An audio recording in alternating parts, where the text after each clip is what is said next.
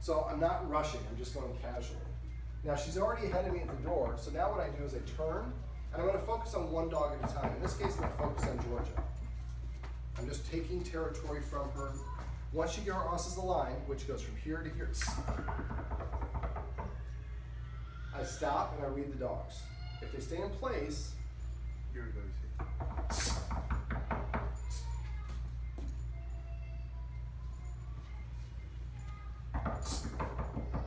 There we go. She LA wide, so I take a step back, left, right, and I wait. You might want to scoot over this way a little bit.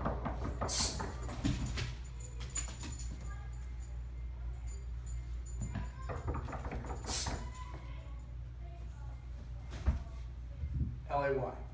So now I'm moving about a lot. What I want you guys to do is take a step forward.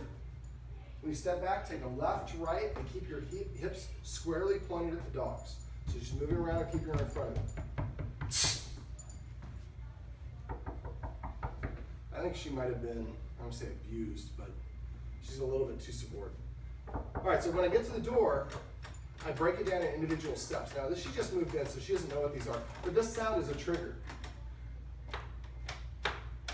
I want to help the dog practice hearing that sound and not coming forward. Then when I'm ready, then I open the door a crack, and I step behind it, so I'm blocking it. Then I open it, and then again, I'm keeping my hips going. And then I'm going to invite you guys to come in, but stand right here. Let's come in, I'll close the door.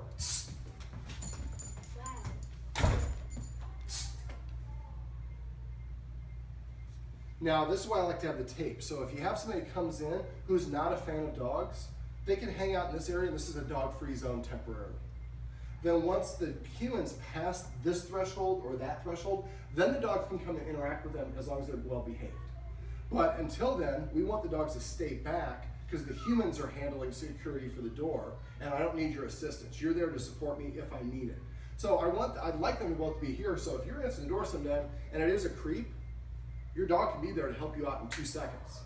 But the dog shouldn't do that, that's awesome, until you ask for it.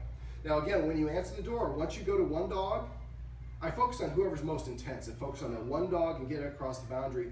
Then I take a step back, let's say that he was over here, I would step back and get behind him, and then I walk towards him and move him back as well. But only focus on one dog at a time.